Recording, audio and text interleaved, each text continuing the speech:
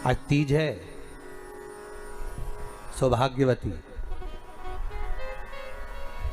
केवल 7 दाने चावल के जल के पात्र में चंदन में भिगोकर डाल देने पर और उससे कामना कर कर, आरोग्यता की कामना कर कर, मात्र घर के जो मटका होता है, परिंदा होता है, उसके पास में समर्पित कर देने पर भगवान शंकर का नाम स्मरण कर कर जीव की रोग से मुक्ति भी हो जाती है। रोग नहीं घेरता उसको, आरोग्यता का अनुभव, आरोग्यता का सुख प्राप्त होता है। थोड़ा ध्यान लगाकर सुनना। तीज शिव महापुराण की कथा ही नहीं, आप जो तीज करते हो, हरियाली करो चाहे सातुड़ी करो, उस तीज की महत्वता क्या है, इस शिव महापुराण की कथा में अपने को समझना है कि उसकी मूल तत्वता, उसकी महत्वता है क्या, उसका महत्व क्या है।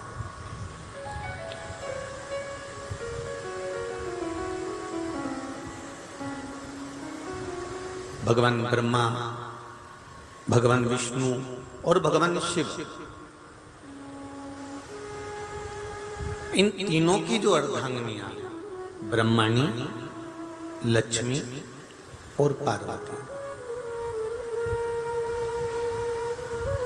इन तीनों ने तप कर कर, साधना कर कर ब्रह्मदेव को, भगवान विष्णु को और भगवान शंकर को प्राप्त किया। और तीनों ने प्राप्त कर कर तीनों देवताओं से वर मांगा कि वर हमको ऐसा दीजिए कि हमारे तप साधना का फल नारी को तीज के दिन प्राप्त हो जाए। अब देखिए जरा, एक ही व्रत से, एक ही उपवास से उसको संपूर्ण तप साधना का फल प्राप्त हो रहा है, संपूर्ण तप साधना का फल उसको मिल रहा है। मात्र एक व्रत से, केवल एक व्रत कर रहे हैं और संपूर्ण तप साधना का फल उसको प्राप्त हो रहा है। तो ब्रह्मणी ने ब्रह्मदेव से मांगा, लक्ष्मी जी ने भगवान विष्णु से मांगा, पार्वती जी ने भगवान शिव से मांगा कि ऐसा वर दे दीजिए जिस वर से एक ही व्रत करने से संपूर्ण फल की प्राप्ति हो जाए, संपूर्ण फल मिल जाए। ऐसा एक व्रत का फल दे दीजिए, मात्र एक व्रत का। अब देखिए, तीज करने वाली माताएं थोड़ा ध्यान से सुनना।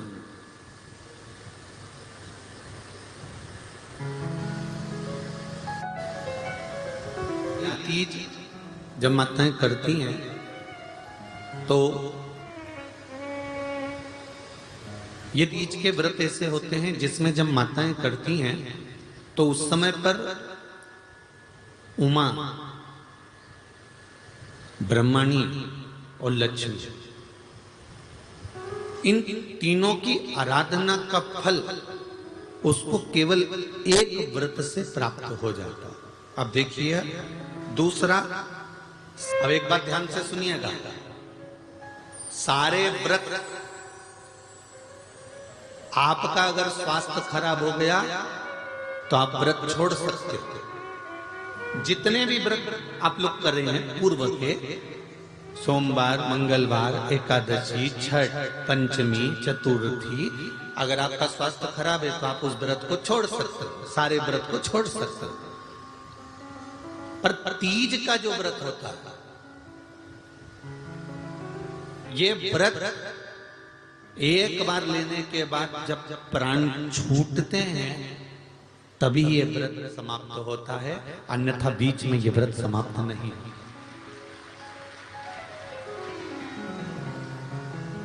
ये व्रत समाप्त होता ही नहीं। अगर शरीर से नहीं बनता कि अब हमारी अवस्था हो गई, अब शरीर से नहीं बन रहा है, तो भले एक पहर की पूजन कर कर, एक पहर का नियम धारण कर कर, एक पहर का स्मरण कर कर, एक पहर का पूजन व्रत धारण करो और उसके बाद में भले आप थोड़ा सा जो भी आपको लेना है वो कर लो, पर इस व्रत को करना ही पड़ता है। इस व्रत का नियम ही यही है।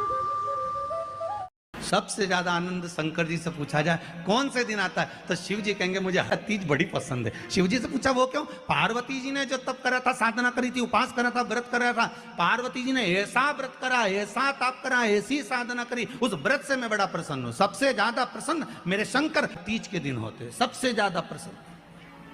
और माताओं से निवेदन रहा है, बार बार कहते हैं, आप अगर इसका व्रत नहीं भी करते हो तो भी 5-6 वृक्ष की 7 वृक्ष की पत्तियों को तोड़कर तीज के दिन शंकर भगवान को समर्पित कर दो, शंकर जी उस व्रत को स्वीकार कर लेते हैं, इतने प्रसन्न हो जाते हैं मेरे दिल। एक बात दिल से बताना, जितनी सौभाग्यवती माताएं होती हैं ये संक्रांति पर भी 13 चीजें दान करती हैं, 14 चीजें दान करती हैं। बीच में कोई 16 सोमवार का उद्यापन करेंगी तो भी सुहाग की सामग्री देंगी, उद्यापन करेंगी तो भी सुहाग की सामग्री देंगी, कोई कार्य करेंगी तो भी सौभाग्य की सामग्री देंगी। सौभाग्य की सामग्री का दान क्यों किया जाए? सौभाग्य सूचक वस्तुओं का दान क्यों किया जाए? सौभाग्य की वस्तुएं क्यों प्रदान करी जाती है, क्यों दी जाती है? उसका कारण क्या है?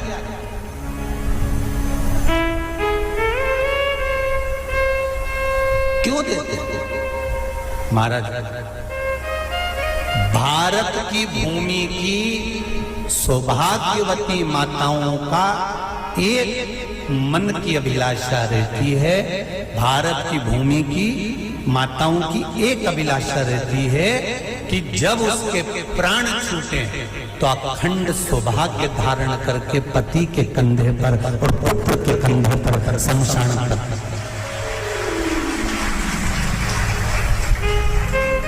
ये भारत की भूमि की माताओं की सोच है, उनके मन का संकल्प, उनके मन का भाव।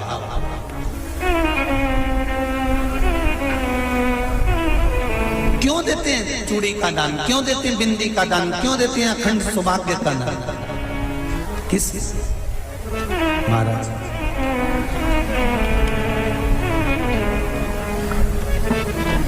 मेरे हाथों में भर भर के चूड़ी रहे, मेरे हाथों में भर भर के चूड़ी, और मैया कोई कामना मेरे मस्तक पे चमकती चूनर रहे, मेरे मस्तक पे चमकती चूनर रहे, और मैया कोई कामना मेरी मांगों में भर भर के सिंदूर रहे, मेरी मांगों में भर भर के सिंदूर रहे, और मैया कोई कामना नहीं मेरे पाँव में बिछुड़ी का जोड़ा रहे। एक बिछुड़ी नहीं, कितनी? 2, 3, 4, 5, एक एक पाँव में जोड़े से बिछुड़ी होना चाहिए, केवल एक नहीं, सिंगल नहीं। वो तो आजकल का फैशन हो गया महाराज, जो केवल एक बिछुड़ी धारण कर लो उसी में फैशन दिखे। महापुराण की कथा कहती है, जब बेटी को विदा करा जाता है और पहली बार बेटी के पांव में जब बिछुड़ी डाली जाती है तो वो बिछुड़ी भी अलग अलग नहीं होती, उस बिछुड़ी के जोड़ को चेन से एक दूसरे से बंधा हुआ होता। बोला सही है कि गलत? जितने आस्था चैनल पर कथा सुन रहे हैं, जितने फेसबुक पर सुन रहे हैं, यूट्यूब पर सुन रहे हैं, सुन लेना कि मेरे भारत की माताओं का जब पाणी ग्रहण संस्कार किसी बेटी का होता है, उसके पांव में जब पहली बार बिछुड़ा पिनाया जाता है, बिछुड़ी पिनाई जाती है, तो वो बिछुड़ी भी एक दूसरे से बंधी हुई होती है, चेन से बंधी हुई होती है। उसको अलग अलग वाली बिछुड़ी शादी के मंडप में नहीं पिनाई जाती। क्यों? जैसे ये बिछुड़ी एक दूसरे से पांव में बंधी हुई है, तुम्हारी जिंदगी अंतिम श्वास तक ऐसे ही बंधी है। यही वर्णन है। वो तो अब माताओं ने थोड़ा सा फैशन चेंज कर दिया, अब पाँव में ज्यादा बिछुड़ी निकलती, गड़ती है, चुभती है, एक बिछुड़ी धारण महाराज। पर नहीं, बिछुड़ी भी दो हो, जोड़े से। हमारी माताएं, भारत की भूमि की जो माताएं हैं, ये चूड़ी भी हाथ में पहनती है तो जोड़े से पहनती है। बोलो जैसा सही है कि गलत है? एक अकेली चूड़ी माताएं हाथ में धारण नहीं करती हैं। अगर भारत की भूमि की संस्कारित माताएं हैं और भारत की भूमि की सभ्यता और संस्कृति को जानती है तो अकेली चूड़ी नहीं, जोड़े की चूड़ी पहनेगी, 2 चूड़ा डालेगी, 4 डालेगी, 12 डालेगी, पर सिंगल नहीं, अकेले। शिव महापुराण की कथा ये कहती है कि पार्वती जी ने और गंगा जी ने ये चतुर्मास में जितना सौभाग्य का दान दिया है, उनके बराबर दुनिया का कोई व्यक्ति इतना सौभाग्य का दान नहीं दे सकता जो माता गंगा और पार्वती दोनों दान दे रहे हैं।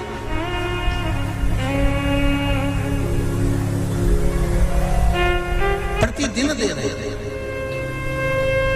और अब तो फैशन आ गया, तुम लोगों जो सौभाग्य का दान देते हो प्लास्टिक की डलिया में देते हो। पर एक एक पुराण को उठा कर देख लेना, एक एक उद्यापन को उठा कर देख लेना, जितनी तुम कथा तुम्हारे घर में छोटी छोटी कथाओं की पोथियां पड़ी हो, उनको उठा कर देख लेना। उसमें नहीं लिखा कि प्लास्टिक की डलिया में सौभाग्य की वस्तु का दान दिया जाता है। उसमें लिखा है बांस की पिटारी में, बांस की डलिया में सौभाग्य की वस्तुओं का दान दिया जाए। क्यों? क्योंकि बांस वंश की वृद्धि करता है, बांस सौभाग्य की वृद्धि करता है, और बांस अखंड सौभाग्य। जैसे बांस का पौधा बढ़ते चले जाता है, बढ़ते चले जाता है, उसी तरह बांस की डलिया में जब दान दिया जाता है, बांस की टोकनी में जब दान दिया जाता है, तो ये भाव रखा जाता है कि तुम्हारा सौभाग्य ऐसे ही बढ़ता रहे। पर अब थोड़ा सा फैशन चेंज हो गया तो प्लास्टिक की डलिया, पर प्लास्टिक की नहीं। तो गंगा मैया और पार्वती मैया चतुर्मास के अंतर्गत जो त्योहार पड़ता है, चतुर्मास के अंतर्गत जो व्रत पड़ते हैं, ये किसी दूसरे के नहीं है। तीज का व्रत माता पार्वती का, छठ का व्रत माता पार्वती का, चतुर्थी का व्रत माता पार्वती का, ये सारे व्रतों की शुरुआत गंगा और पार्वती ने अपने बल से। कहता है सौभाग्यवती नारी जितना भजन पूजन करती है,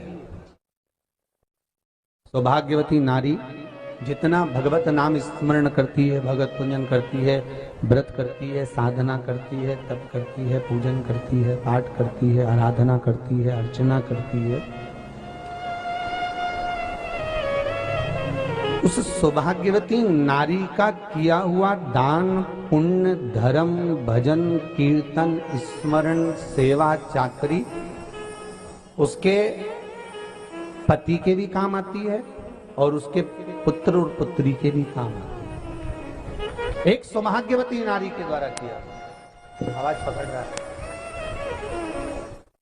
एक सौभाग्यवती नारी के द्वारा किया गया भजन, पूजन, स्मरण, संकीर्तन, नाम जाप, नाम कीर्तन उसके पति के भी काम आ रहा और उसके बच्चों के भी काम आ रहा।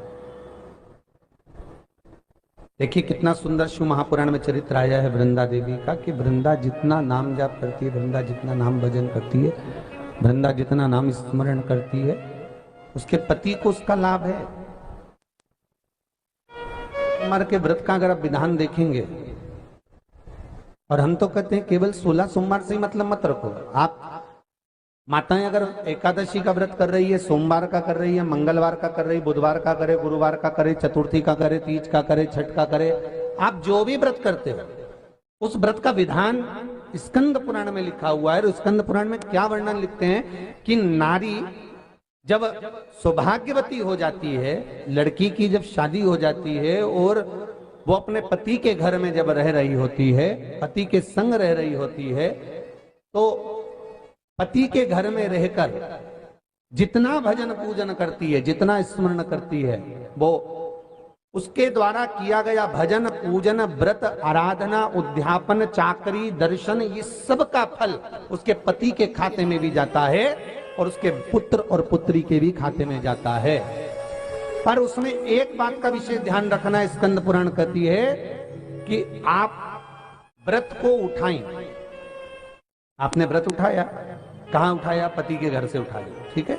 आपने व्रत उठाया सोमवार का, 16 सोमवार का, पशुपतिनाथ का, या गुरुवार का, या मंगलवार का, या बुधवार का, जो भी व्रत आपने उठाया वो पति के घर से उठाया। अब आपका फर्ज क्या है कि व्रत आप अगर कर रही हो तो पति के घर का ही अन्न, पति के घर का ही जल,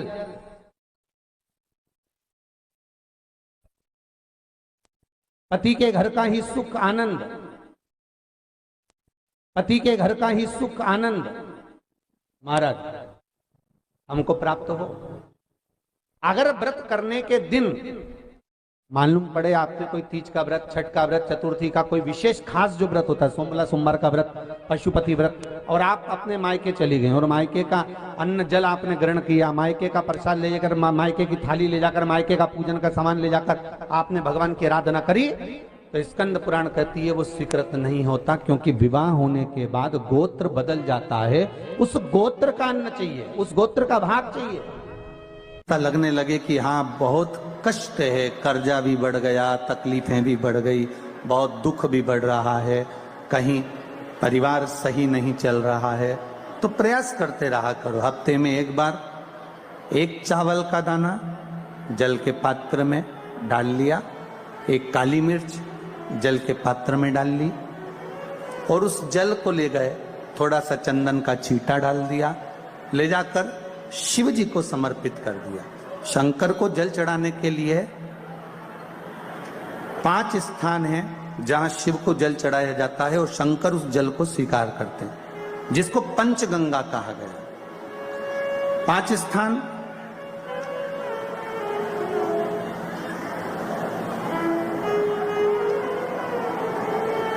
अच्छे से समझ लीजिएगा, जब भी शिव मंदिर में जाएं तो ये 5 स्थान शिव को जल चढ़ाने के लिए ये रखा है। शिवलिंग, गोल जलाधारी, ये चरण जहां से पानी नीचे की ओर जाता है। शंकर भगवान के 13 बच्चे हैं, 13 की 13 बच्चे, शिव जी का संपूर्ण परिवार, 33 कोटि देवता, 64 योगनियां, सब शिवलिंग के आसपास में। आप शंकर जी के मंदिर में जाकर ये कभी ना विचार करना कि पार्वती जी को ढूंढना पड़ेगा, या गणेश जी को ढूंढना पड़ेगा, या कार्तिकेय जी को ढूंढना पड़ेगा, या भैरव को ढूंढना पड़ेगा। हमें शंकर के मंदिर में जाकर किसी देवता को ढूंढने की जरूरत नहीं है। जहां शंकर भगवान का शिवलिंग रखा हुआ है वो माता जी का हस्तकमल है, माता पार्वती जी का स्थान है। जहां शिवलिंग रखा है वो शंकर भगवान है। जहां जलाधारी है उस जलाधारी के पास में जहां पानी बहता है बीच में अशोक सुंदरी का स्थान है। जहां से पानी बह रहा है उसका राइट भाग वहां गणेश जी का स्थान है, लेफ्ट भाग कार्तिकेय जी का स्थान है। शंकर भगवान के ऊपर जो जल गिर रहा है वो शंकर भगवान की 5 लड़कियां, जया, विषहरा, शामली बारी, दौतली, देव, ये शंकर जी की 5 बेटियां ऊपर हैं। जहां से पानी बहकर उस निकासी से, जहां नाली बनी रहती है, पानी जहां से निकलकर बाहर मंदिर के जा रहा है वो 33 कोटि देवताओं का स्थान है। इसलिए सारे मंदिरों की परिक्रमा हो सकती है पर शंकर जी के मंदिर की परिक्रमा नहीं करते, क्योंकि वो जल जो जा रहा है वो 33 कोटि देवताओं का स्थान है, उसको हम लांघ नहीं सकते। वो स्थान जल चढ़ाते समय आप इसका स्मरण रखें। पानी का जब पात्र लेकर जाते हैं मंदिर के अंदर, सबसे पहले शिव जी का जो जलाधारी है उसमें राइट भाग पर अपनी मनोकामना कर कर जल चढ़ाएं, फिर लेफ्ट भाग में चढ़ाएं रोग मुक्ति के लिए। अशोक सुंदरी की जगह पर चढ़ाएं, ये तीसरा स्थान। चौथा स्थान माता पार्वती जी का जो कटी भाग है जहां पर शिवलिंग रखा हुआ है उस भाग पर जल चढ़ाएं, चौथा भाग। 5वां भाग शंकर जी के ऊपर चढ़ाएं। ये 5 जगह पर जल क्रम वाइज चढ़ाएं। आप लोग जाते हो डायरेक्ट जाकर शंकर जी पे जल उंडेल करा जाते हो, सीधे गए और शिव जी पे जाकर आपने जल चढ़ा दिया। हमारे यहाँ शास्त्र कहता है जैसे अपन देवताओं की पूजन करते हैं तो पंडित जी सबसे पहले पूजन किसकी कराते हैं? जम के बोलो जरा। गणेश जी की। गणेश जी के बाद पूजन कराते कराते कराते कराते कराते कराते आगे के सारे देवता कराते कराते कराते कराते फिर मूल पूजन पर पहुंचते हैं। आप डायरेक्ट मूल पूजन पे पहुंच जाते हो।